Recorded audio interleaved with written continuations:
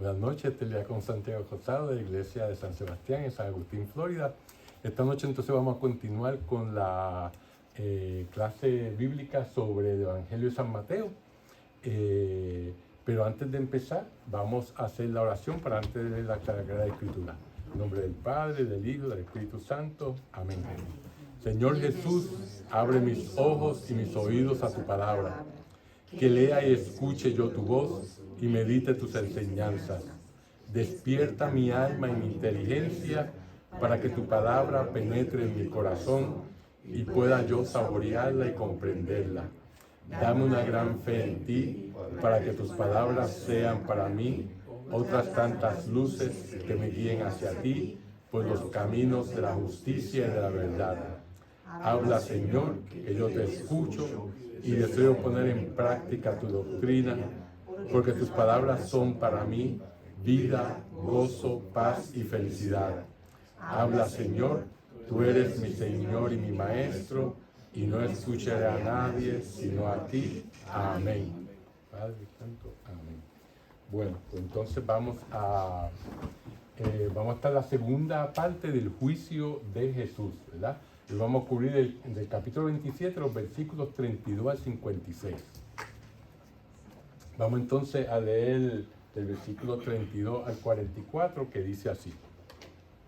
Dice, por el camino se encontraron con un hombre de Cirene, llamado Simón, y lo obligaron a que cargara con la cruz de Jesús. Cuando llegaron al lugar que se llama Gólgota, o Calvario, o sea, calavera, le dieron a beber vino mezclado con hiel. Jesús lo probó, pero no lo quiso beber. Ahí lo crucificaron, y después se repartieron entre ellos la ropa de Jesús, echándola a suertes. Luego se sentaron a vigilarlo. Encima de su cabeza habían puesto un letrero con el motivo de su condena, en el que se leía, este es Jesús, el Rey de los Judíos. También crucificaron con él a dos ladrones, uno a su derecha y el otro a su izquierda. Los que pasaban por ahí lo insultaban, movían la cabeza y decían, vaya, tú que destruyes el templo y lo levantas de nuevo en 3 días, si eres el Hijo de Dios, líbrate del suplicio y baja de la cruz. Los jefes de los sacerdotes, los jefes de los judíos y los maestros de la ley también se burlaban de él. Decían, ha salvado a otros y no es capaz de salvarse a sí mismo. Que baje de la cruz el Rey de Israel y creeremos en él. Ha puesto su confianza en Dios. Si Dios lo ama, que lo salve, pues él mismo dijo, soy hijo de Dios. Hasta los ladrones que habían sido crucificados con él lo insultaban. Palabra de Dios. Bueno, como vemos, los 4 evangelios narran con mucho detalle la crucifixión y la muerte del Señor, ¿verdad? Esta breve mención de Simón de Cirene, un judío del norte de África, introduce el relato de la crucifixión. Mateo comienza con el episodio de Simón de Cirene, en el versículo 32, y aunque no anota cómo Marcos, que era padre de Alejandro y de Rufo, esa información que era padre de Alejandro y de Rufo, eso nos da Marcos, no Mateo, ¿verdad? A Jesús lo llevan a una pequeña colina llamada Gólgota, que estaba cerca de los muros de la ciudad, porque dentro de la ciudad santa no se podía justiciar a los condenados a muerte.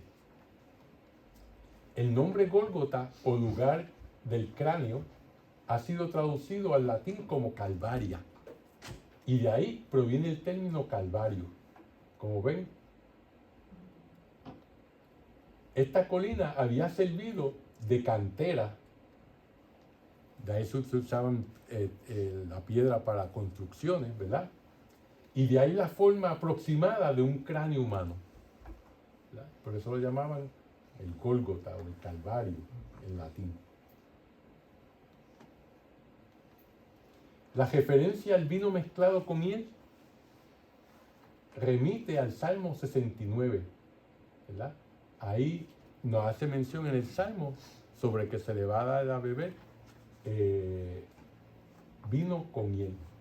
Y el sorteo de las vestiduras al Salmo 22. O sea que ahí esos dos episodios vienen de esos salmos. El expolio, ¿verdad? Lo narran los 4 evangelios, eso de que se dividieron las vestiduras, ¿verdad? Y le echaron a suerte. El condenado a ser crucificado perdía todos los derechos de ciudadanía y era reducido a la condición de esclavo. Por eso, pues, todo lo que tenía, ellos podían hacer lo que quisieran con él, ¿verdad? Por eso los verdugos podían apropiarse de todo lo que la persona portara. Ese despojo, pues, no era muy relevante en la historia, pero sin embargo, la tradición original o primitiva cristiana lo conserva porque ve en él el cumplimiento de la profecía del Salmo 22, citada en el pasaje anterior que vimos la semana pasada, ¿verdad? Una vez más se cumple lo anunciado por la Escritura en los episodios de la Pasión. Todos estos detalles, como hemos dicho anteriormente, Mateo es uno de los que siempre hace referencia a el Antiguo Testamento. ¿Por qué? Porque él estaba escribiendo a una comunidad que era de judíos, ¿verdad? Y los judíos se sabían al dedillo las Escrituras, que para ellos son el Antiguo Testamento. Por lo tanto, él puede hacer referencia a estos pasajes.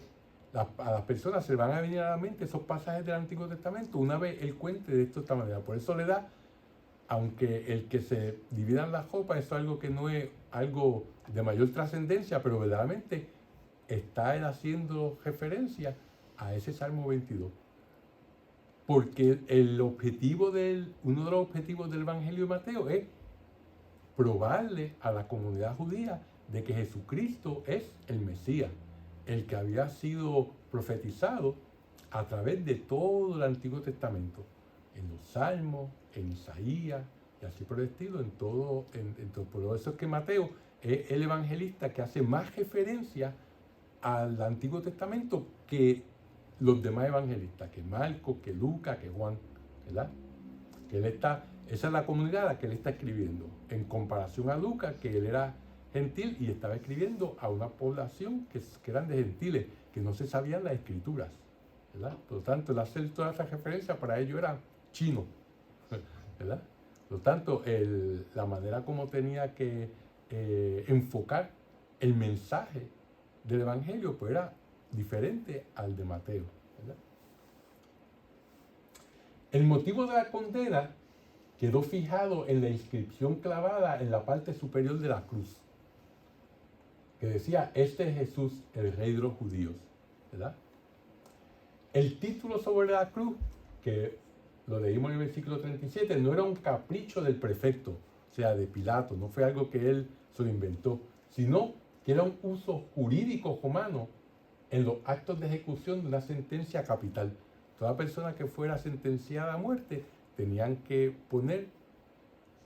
dejarle saber al pueblo por qué era que lo estaban matando. Si había sido por asesinato, si había sido por traición, si había sido por cualquier cosa, ¿verdad? Pues por eso ponen eso de que Jesús es el Rey de los judíos, porque eso fue lo que hizo que Pilatos se decidiera cuando el pueblo y los jefes de los judíos le dijeron: él se llama Rey, por lo tanto, si tú eres amigo del César, lo tienes que matar porque él está tomando el lugar del César, ¿verdad? Solamente puede haber un rey, solamente puede haber un César. Y si él se llama que es el rey de los judíos, pues entonces pues está en contra del César. Y entonces ahí Pilato dijo: espérate, que eso sí que es una acusación seria, y si yo no tomo acción, me voy a ver como que no estoy siendo un gobernante severo, un gobernante que está defendiendo toda los privilegios, todo lo que Roma necesita que se proteja en esta área, ¿verdad? Ya que este título le corresponde a Jesús con todo derecho, que es de los judíos, ¿verdad? La inscripción dice la verdad, a pesar de que quienes la pusieron, no cayeron en cuenta de ello en ese momento, ¿verdad? Sí, por eso fue que lo crucificaron, más bien por algo político, no algo religioso, pero a la misma vez era como algo de burla, ¿verdad? A Jesús no lo crucifican solo, ¿verdad? Sino que con él crucifican a 2 ladrones. Las burlas de los que pasaban y de los sumos sacerdotes junto con los escribas y los ancianos reflejan las 2 acusaciones hechas contra Jesús en el proceso ante el Sanedrín, ¿verdad? Cuando dice que, tú que dijiste que el templo tú lo reconstruirías en 3 días si era destruido, ¿verdad? Eso eran todas las acusaciones que se habían hecho en el proceso del Sanedrín. Como se acuerdan, básicamente el proceso de juzgar a Jesús fue doble. Fue un proceso que empezó en el Sanedrín, que era el cuerpo jurídico, legislativo y militar de los judíos, y este cuerpo lo juzgó en base a las leyes religiosas de los judíos.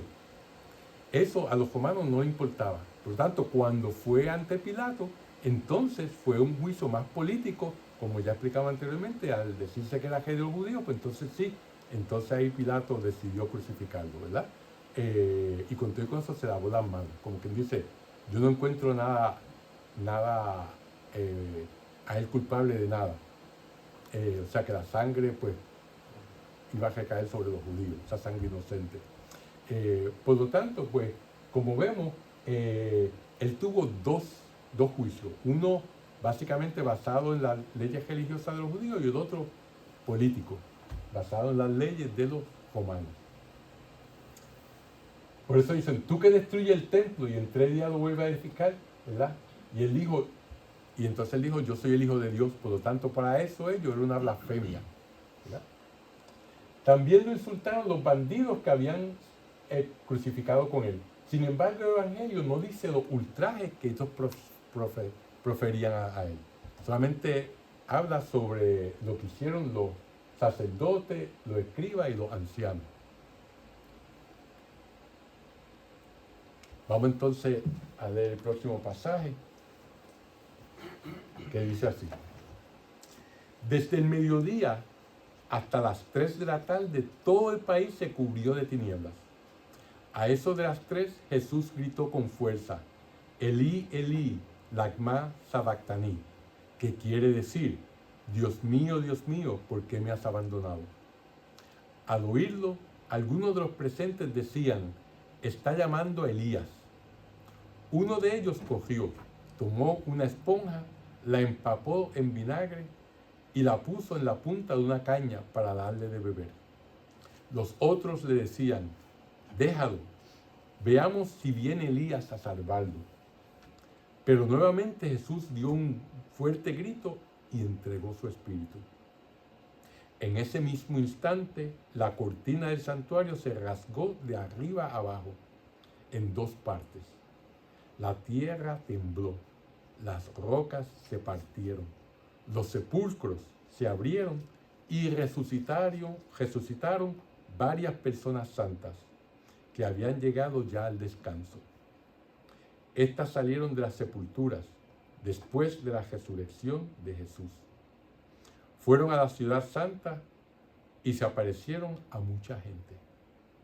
El capitán y los soldados que custodiaban a Jesús, al ver el temblor y todo lo que estaba pasando, se llenaron de terror y decían, verdaderamente este hombre era hijo de Dios.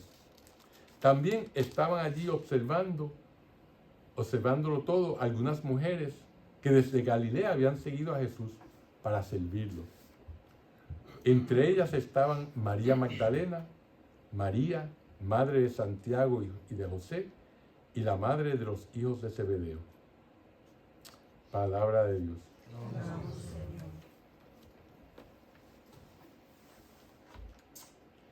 Este es el relato cumbre en la historia de la pasión.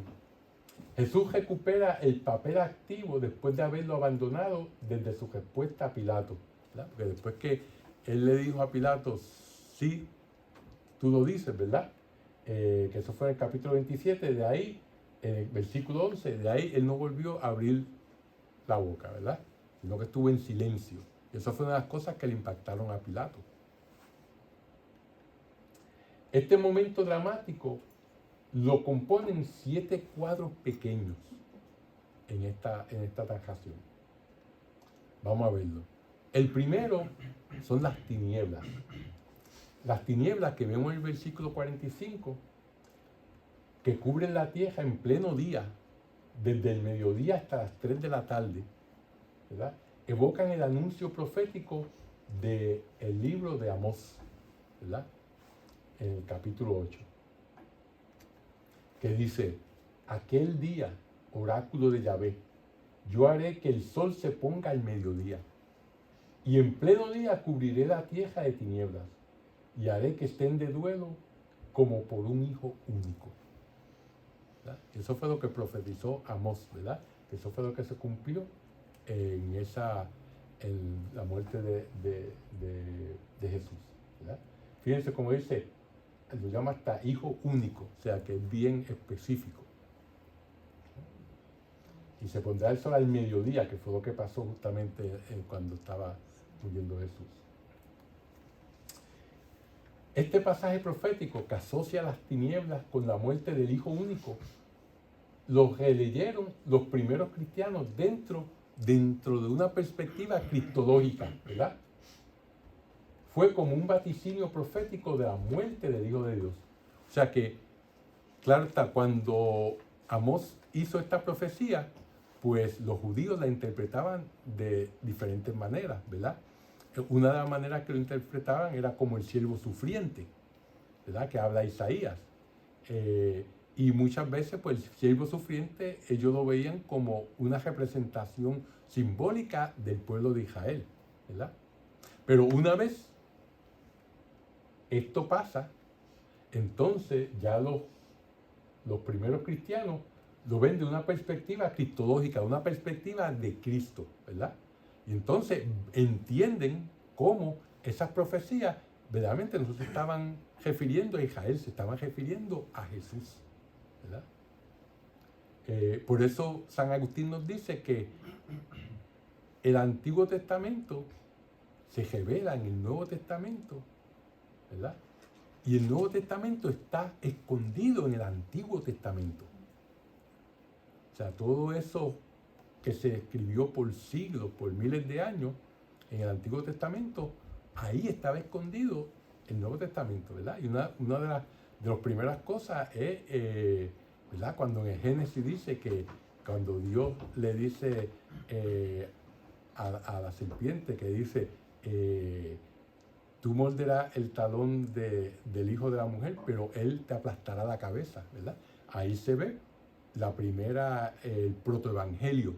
Ahí se ve cuando ya Dios está profetizando lo que iba a pasar, cuando Jesús viniera, iba a aplastar la cabeza de la serpiente del diablo, ¿verdad? Con su pasión, con su muerte y con su resurrección. O sea, por eso es que vemos que uno no puede solamente abanderizarse a leer el Antiguo Testamento o el Nuevo Testamento solo, sino que tiene que leerlo ambos para no poder entender, porque ambos se complementan, ¿verdad? La oscuridad extendida sobre toda la tierra pone de relieve la dimensión cósmica de aquella muerte. O sea, que no era algo que estaba pasando un hecho aislado, ¿verdad? Sino que todo el cosmos, todo el universo estaba siendo afectado por la muerte de Jesús, ¿verdad? El otro tema de esta parte es la oración de Jesús, ¿verdad? El Salmo 22 ya se citó en otros lugares del relato de la pasión, de manera que no parece extraño volver a encontrarlo en los labios de Jesús cuando él estaba agonizando, ¿verdad?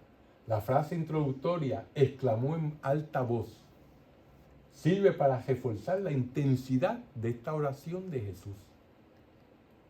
Jesús experimenta el abandono de Dios cuando lo someten a un proceso inicuo, cuando lo exponen a toda clase de vejaciones e injurias y lo entregan en las manos de los más crueles verdugos. Tenemos que recordar que Jesús tiene dos naturalezas, ¿verdad? Tiene una naturaleza humana y tiene una naturaleza divina, ¿verdad? Por lo tanto, en su naturaleza humana, pues se siente abandonado, ¿verdad? Se siente solo, ¿verdad? En su naturaleza divina, obviamente no. Pero esto es algo que verdaderamente nos deja saber el nivel de sufrimiento que tuvo en la crucifixión. Y esto está en contra de una de las herejías que al principio del cristianismo decía que Jesús verdaderamente pues no había sufrido, sino que era como si él se hubiese puesto, Dios se hubiese puesto un disfraz, ¿verdad? Y vino y se hizo pasar por uno de nosotros y en la cruz estaba, oh, me duele, pero por dentro decía, hey, no me duele nada, esta gente aquí, ¿verdad? Pues eso es una de las herejías de la cristiandad al principio, ¿verdad? Y verdaderamente pues la iglesia dejó bien claro que verdaderamente no, que él sufrió, él era igual a nosotros en todo menos en el pecado, por lo tanto, como ser humano sufrió, ¿verdad? Y aquí pues vemos en esta exclamación, Dios mío, ¿por qué me ha abandonado? La naturaleza humana de Jesús sintiendo esa soledad, ese abandono, ¿verdad? En la cruz.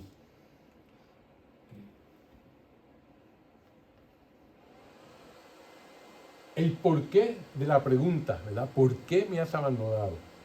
Como en otros pasajes de los Salmos, no es un pedido de explicación, sino que expresa la queja de alguien que deplora la ausencia y el silencio de su Padre Celestial, a pesar de haberse mantenido fiel hasta el extremo. Eso es lo que dice ese por qué, esa pregunta. No está pidiendo que explicación a Dios, no lo está poniendo ahí en un lugar donde lo está interrogando, sino que lo que explica una queja donde verdaderamente se siente esa ausencia, ese silencio de ese Padre del cual él espera que lo ayude en ese momento de dificultad, porque él le ha sido fiel al Padre, ¿verdad? Eso es lo que ese por qué está aquí, lo que significa. Por otra parte, el espíritu del Salmo 22, como el de otros salmos de súplica, no es dejar al suplicante hundido para siempre y sin remedio en el más terrible abandono, ¿verdad? Aunque la persona se sienta así, eso no es lo que el Salmo está verdaderamente dejándonos saber, sino que el que se lamenta de verse abandonado por Dios es precisamente porque se dirige a Él para exponerle su causa, para exponerle lo que le está ocurriendo, ¿verdad? Y por lo tanto espera una respuesta y vislumbra la salvación que no va a tardar en llegar. O sea, es una pregunta de esperanza, ¿verdad? Una esperanza que está inscrita en lo más angustioso del lamento. Esta oración del crucificado prolonga la que Jesús en Getsemaní y le confiere mayor intensidad, ¿verdad? Como cuando estuvo en Getsemaní y le pidió, Padre, si es posible que esta copa, que este cáliz, pase de mí, ¿verdad? Pero concluyó diciendo, pero que no se haga mi voluntad sino la tuya, ¿verdad? Por lo tanto, esa oración en el huerto de Getsemaní, donde sudó gotas de sangre, ¿verdad? Y el Padre le envió un ángel para que lo consolara. Esa oración sigue extendiéndose hasta el momento de la crucifixión, ¿verdad? Hasta este momento donde dice, ¿por qué, Dios mío, por qué me has abandonado? Citando ese Salmo 22. El que experimenta el abandono de Dios es el mismo que había dicho antes que no se haga mi voluntad sino la tuya, ¿verdad? En la agonía del huerto, Jesucristo había experimentado un anticipo del dolor y abandono de ese momento. pero él sabía lo que le esperaba, ¿verdad? Por eso estaba orando y por eso se estaba preparando. O sea, por eso Jesús siempre estuvo en todo momento de su pasión, estuvo en control de la situación, ¿verdad? Que como dice en otra parte del Evangelio, dice, nadie me quita mi vida, sino que yo la doy, ¿verdad? Voluntariamente, o sea, nadie lo está obligando y nadie, sino todo esto está pasando con su consentimiento, ¿verdad? Que es lo que quiere hacer la voluntad del Padre. Y si está la voluntad del Padre, pues entonces él está dispuesto a pasar por todo esto. Dentro del misterio de Jesucristo, que es Dios hombre, hay que contemplar cómo su humanidad, alma y cuerpo, sufre sin la atenuación que podría darle su divinidad, ¿verdad? El que sea Dios no lo eximió de sufrir los azotes, de sufrir las bofetadas, de sufrir el cargar la cruz, el ser crucificado, ¿verdad? Todo eso. El grito de angustia y abandono en la cruz es una súplica dirigida a Dios con la esperanza de que lo escuchen. Ahora, vamos, como ya habíamos leído, pero vamos para recordarle, ¿verdad? Este pasaje que ya lo habíamos leído, sobre, que dice así, el versículo 47 al 49. Dice, al oír algunos de los presentes decían, está llamando a Elías. Uno de ellos cogió, tomó una esponja, la empapó en vinagre y la puso en la punta de una caña para darle de beber. Los otros le decían, déjalo, veamos si viene Elías a salvarlo. En la palabra aramea, Elí, que dice que lo que significa es Dios mío, algunos de los allí presentes creen o fingen oír el nombre de Elías, para burlarse de él, ¿verdad? Se pensaba que el profeta asistía a los fieles en peligro de muerte y sobre todo se lo esperaba como precursor de la venida triunfal del Mesías. Por eso una de las cosas que, como vemos en los evangelios, cuando los fariseos le preguntan a Jesús que quién es él, le dicen, ¿quién eres tú? ¿Verdad? Tú eres Elías, tú eres el profeta, ¿verdad? Del que habla Moisés en el capítulo 18 del Deuteronomio, ¿verdad?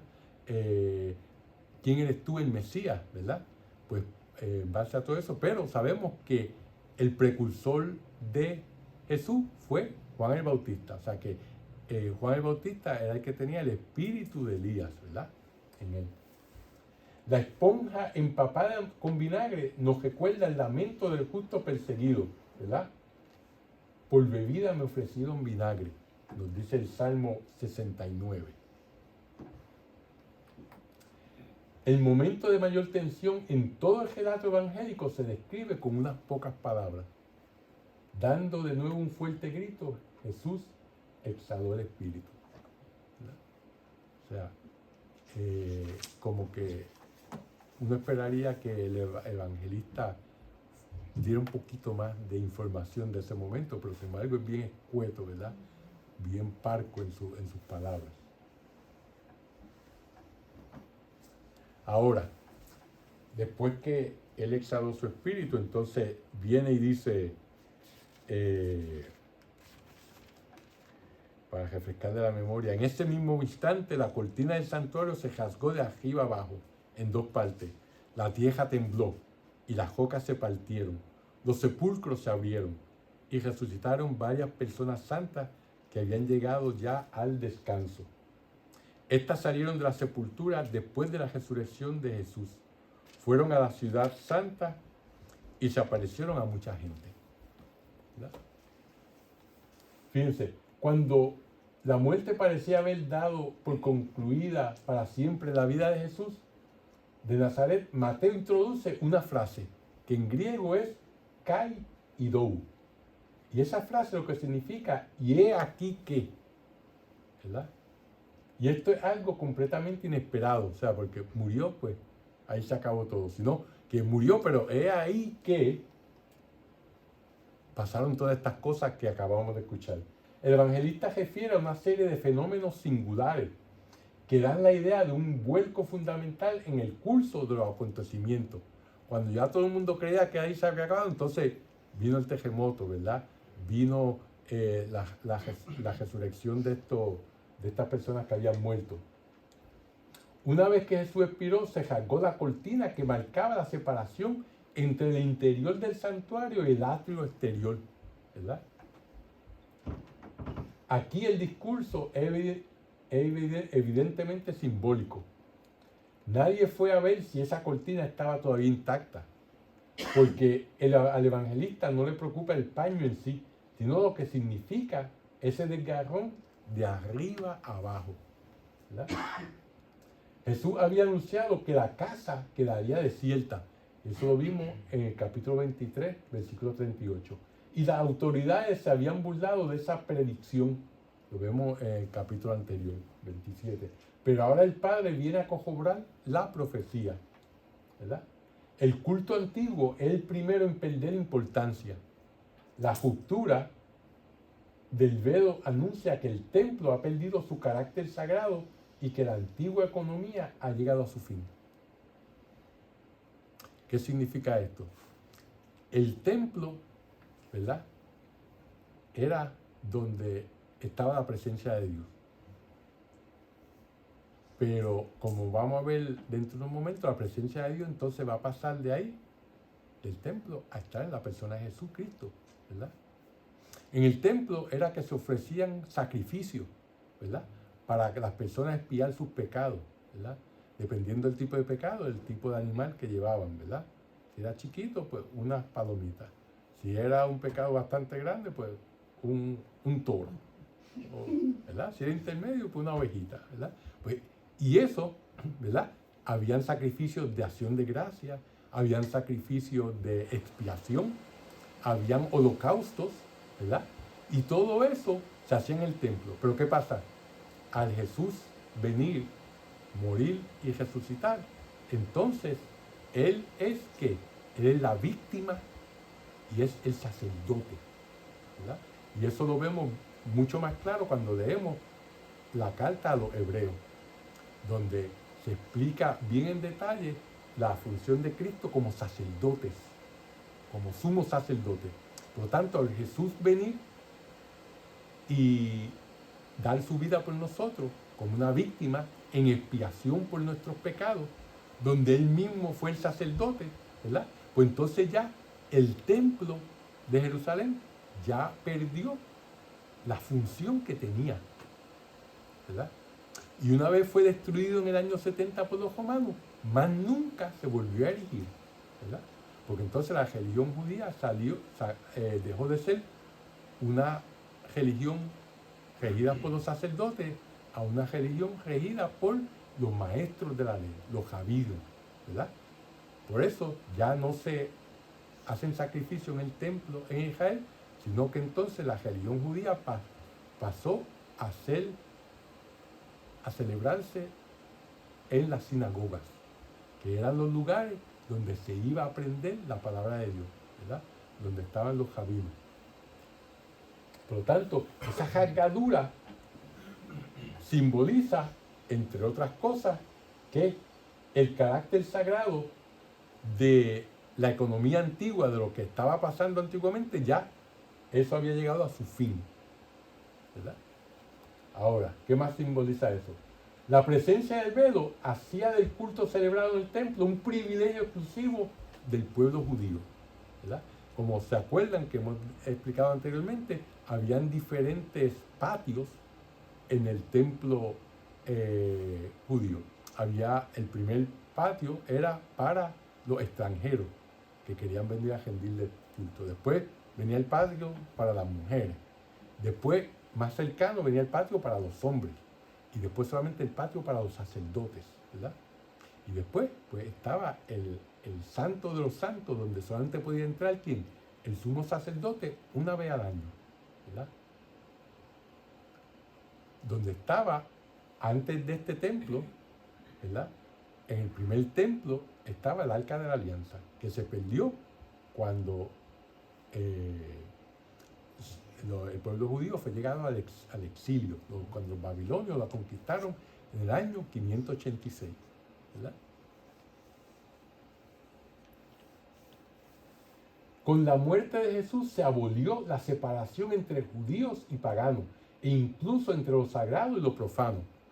Eso San Pablo nos explica en las cartas, donde dice que ya no hay diferencia entre nosotros, entre hombre y mujer, entre griego y judío, ¿verdad? Entre esclavo y libre, que en Cristo todos somos uno, ¿verdad? Eso Pablo lo explica bien claro en sus cartas. El lugar sagrado del judaísmo, la morada exclusiva de Dios sobre la tierra, ya no es más el lugar por excelencia con el encuentro con Dios, ¿verdad? La muerte de Jesús abrió el acceso a Dios para todos los hombres. Antes estaba oculto detrás del velo, ¿verdad? Que era el santo de los santos. Ahora, al rasgarse el velo, eso simboliza que ya no es esa división, ¿verdad? Ni entre judíos y gentiles, ni entre Dios y los hombres. La muerte de Jesús no solo destruye las viejas estructuras, sino que introduce otras nuevas. A Dios ya no hay que buscarlo en un templo hecho por las manos humanas, sino en Jesús, que es verdaderamente Dios con nosotros, el Emmanuel, ¿verdad? La iglesia ya no se reúne en un templo perecedero, sino en torno a la persona de Jesús, ¿verdad? Como sabemos, la iglesia no es este templo al que nosotros venimos. La iglesia somos nosotros, ¿verdad? Porque en nosotros habita Jesús, ¿verdad? Durante la iglesia somos los integrantes, los seres humanos que venimos, ¿verdad? Claro está que pues para cuando llueve pues necesitamos un techo, ¿verdad? O para el sol pues necesitamos un techo también, ¿verdad? Por tanto pues se construye el templo para que nos podamos reunir con comodidad, ¿verdad? Y por eso se nos dice bien claro en el capítulo 18 de Mateo que dice, donde Jesús dice, donde hay 2 o 3 personas reunidas en mi nombre, yo estoy presente en medio de ellos, ¿verdad? Por eso es que se nos motiva a que recemos el rosario en comunidad. Si es bueno rezarlo, por ejemplo, uno solo, ¿verdad? Pero si se reza en comunidad, pues entonces es mejor porque se adquieren gracias, ¿verdad? Por eso es que, pues, venimos a santificar la fiesta en la comunidad, porque todos juntos, ¿verdad? Estamos ahí, Dios está, Jesucristo está entre medio de nosotros, ¿verdad? Así que todo lo que, hay momentos que tenemos que estar a solas con Dios, ¿verdad?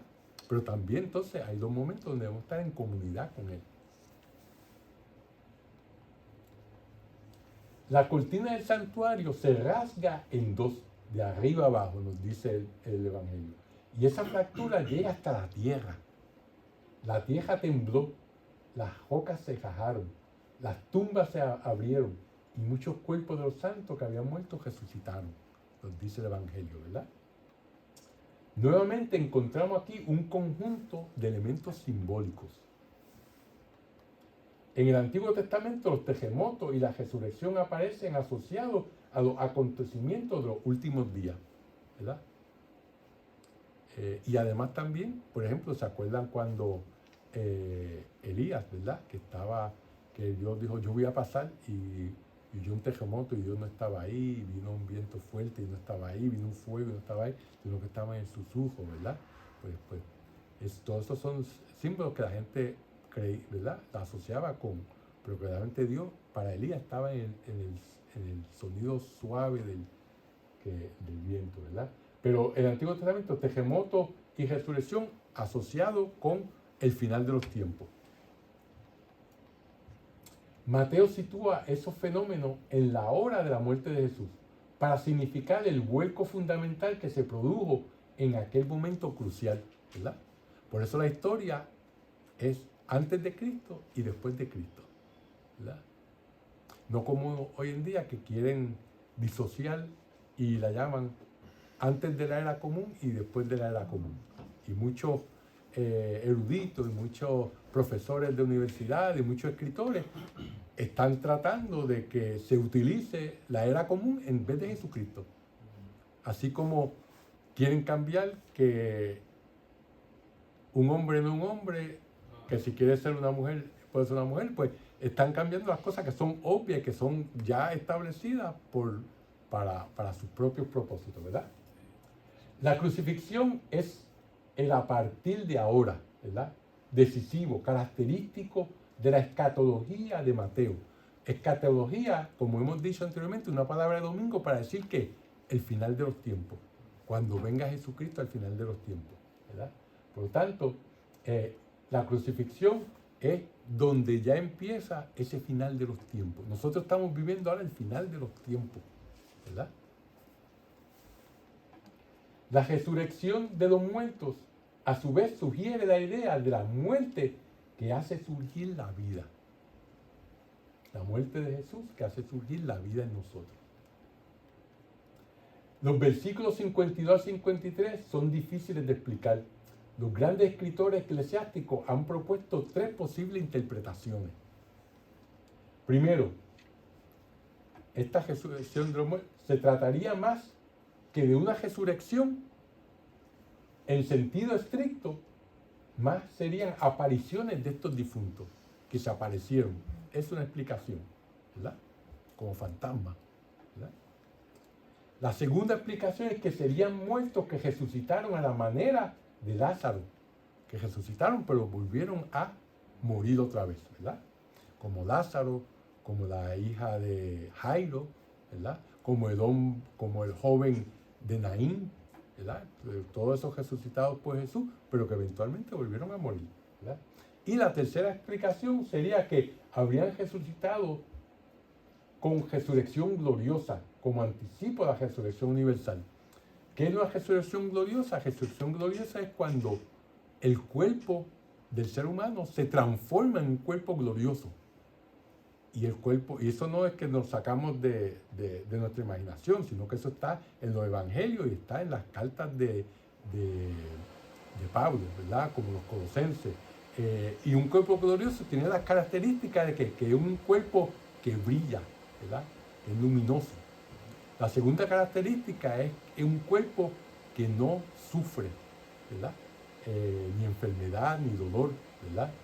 Es un cuerpo que se transporta a la velocidad de la mente, ¿verdad? Mucho más rápido que la velocidad de la luz, ¿verdad?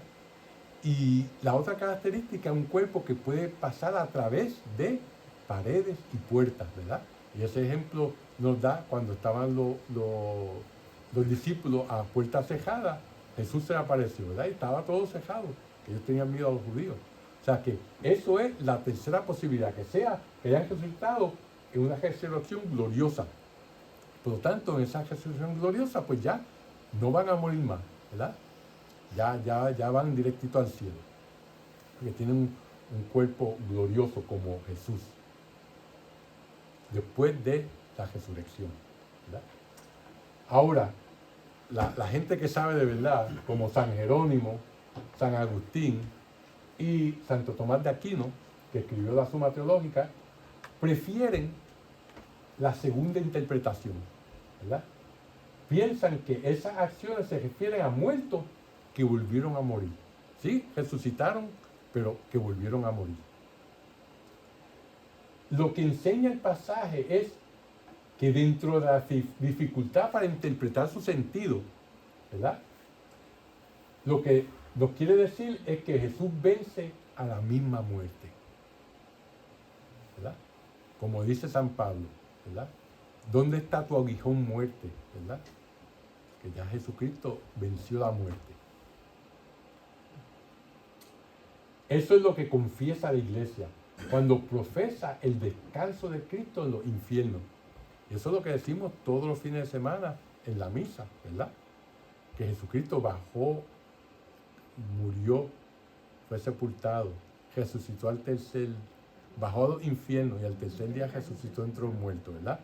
Y entonces cuando decimos, ¿cómo que bajó a los infiernos? ¿Qué es lo que eso significa? ¿Verdad? La Escritura llama infiernos al Sheol o Hades. El Sheol es la palabra judía para infierno, pero el infierno de ellos no es como el de nosotros. Y el Hades es la palabra griega para ese sitio. Ese lugar para ellos, para los griegos y para los judíos en aquel entonces, cuando uno moría, uno iba a este lugar donde uno no padecía, pero tampoco tenía ninguna alegría. Era el lugar de los muertos, de las sombras, ¿verdad?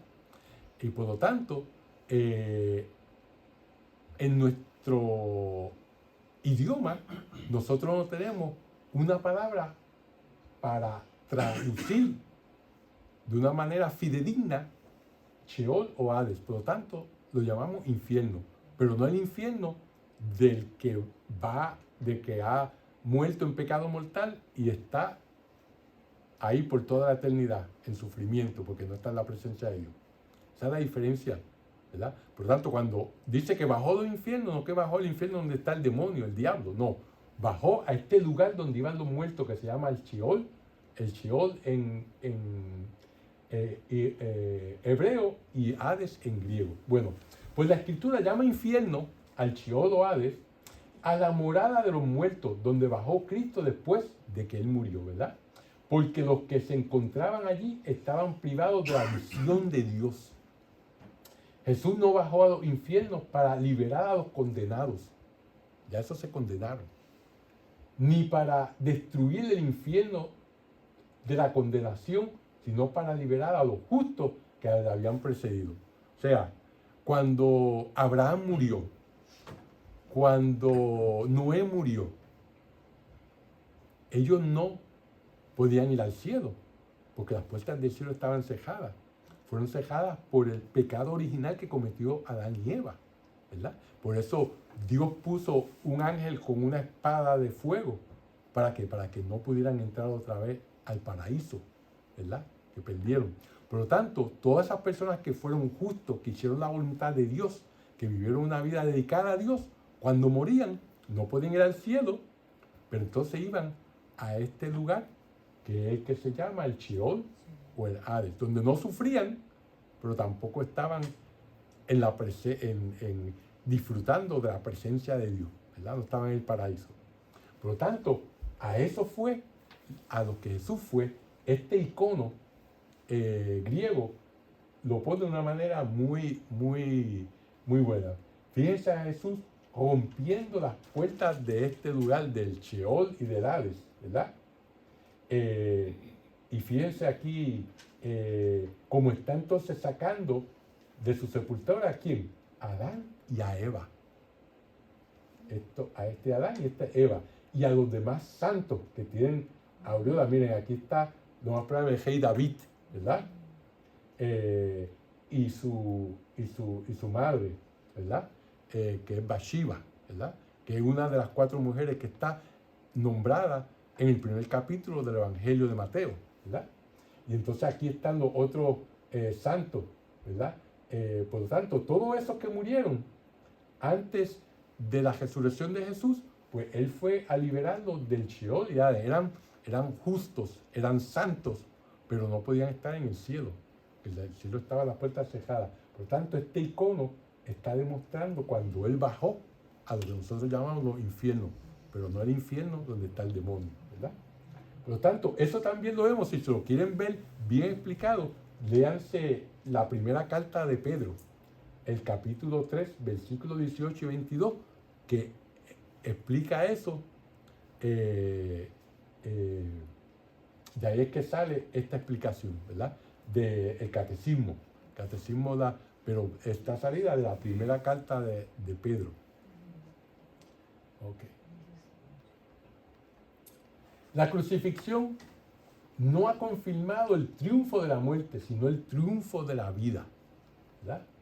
Ezequiel, en el capítulo 37, había visto cómo el Espíritu del Señor infundía vida en los huesos resecos, ¿verdad? Ese pasaje donde él veía los huesos que se llenaban de músculos, de tendones, y volvían la gente a salir de su tumba, ¿verdad? Esto lo hacía, esta visión, lo que simbolizaba la nueva vida que daba Dios al pueblo de Israel después del exilio. Para Ezequiel eso es lo que simboliza, ¿verdad? no la resurrección de nosotros al final de los tiempos, sino para Ezequiel la escribió para simbolizar cómo Dios le iba a dar vida, le iba a dar libertad al pueblo judío después del exilio en Babilonia, que estuvieron por 70 años, ¿verdad? Esa fue la visión que tuvo Ezequiel, y eso es lo que simboliza, ¿verdad? Pero eso es una visión de vida, ¿verdad? Que Dios da la vida, ¿no? Y Mateo retoma esa misma imagen para simbolizar la formación de un nuevo pueblo, la iglesia de Jesús, ¿verdad? Contra la cual nunca prevalecerán las puertas del infierno o del Hades, ¿verdad? Por lo tanto, vemos cómo esa visión de Ezequiel, ¿verdad? Está tomada por Mateo y la está poniendo en este pasaje donde está la resurrección de estos santos cuando Jesucristo murió, resucitó. Después vemos el pasaje donde habla sobre el centurión romano, ¿verdad? Y los que estaban en guardia en el Calvario son las primicias del verdadero Israel. Que se convirtió, ese centurión, dijo, verdaderamente este era el Hijo de Dios, ¿verdad? O sea, él presenciar la pasión y la muerte de Jesucristo y ver todo esto hecho, las tinieblas, el terremoto, ¿verdad? Todo eso, ahí se dio cuenta de que esto no era don nadie, esto no era Juan del pueblo el que estaba muriendo. Era el Hijo de Dios, ¿verdad? Porque todo el cosmos estaba siendo sacudido por esa muerte. La muerte de Jesús aparece a sus ojos como una teofanía, como una revelación. Eso es lo que la palabra teofanía significa. Y confiesan a Jesús como Hijo de Dios, ¿verdad? En ese momento tienen esa revelación de que este es el Hijo de Dios. El Mesías se convierte en esperanza de las naciones, ¿verdad? Como dice anteriormente el capítulo 12 de Mateo, realizando así la bendición de Abraham, ¿verdad? Que eso fue una de las cosas que Dios le prometió a Abraham, que él iba a ser el padre de muchas naciones, ¿verdad? Y que sus hijos iban a ser más numerosos que las estrellas del cielo, ¿verdad? Por lo tanto, esa bendición, esa promesa, esa alianza que Dios hizo con Abraham, se vino a cumplir aquí, ¿verdad? Entonces, no era solamente el pueblo de Israel, sino todo el mundo, todos nosotros, todos los gentiles, ¿verdad? Jesucristo vino y murió no solamente por los cristianos, no solamente por los católicos, no solamente por los judíos, sino que murió por todas las personas, por los musulmanes, por los budistas, por los ateos, por todo el mundo, ¿verdad? Ahora, vamos a leer el próximo pasaje, que dice así. Dice, ya lo habíamos leído, pero para recordarles, dice, también estaban ahí, observándolo todo, algunas mujeres que desde Galilea habían seguido a Jesús para servirlo. Entre estas estaba María Magdalena, María, madre de Santiago y de José, la madre de los hijos de Zebedeo. La palabra de Dios. Fíjense, finalmente el evangelista recuerda a las mujeres que estaban presentes allí. Ellas habían seguido a Jesús desde Galilea y no huyeron como los demás discípulos, ¿verdad? Su actitud respecto de Jesús se expresa con dos verbos que tienen un significado especial: seguir y servir. Eso fue lo que las mujeres hicieron, lo siguieron y lo sirvieron. Su fe asegura la continuidad entre los hechos de la pasión y lo de la resurrección, ¿verdad? Porque ¿quién es que, como vamos a ver más adelante, quién es la primera que ve a Jesús resucitado? María Magdalena, ¿verdad? La presencia de las santas mujeres junto a Cristo en la cruz es ejemplo de fortaleza para todos los cristianos. San José María Escrivá dice algo muy cierto, dice, más recia la mujer que el hombre y más fiel a la hora del dolor. María de Magdala y María de Cleofás y Salomé son otros nombres que se dan a la misma mujer en otro evangelio, con un grupo de mujeres valientes, como esas, bien unidas a la Virgen Dolorosa, ¿qué labor de almas se haría en el mundo? Por eso dicen que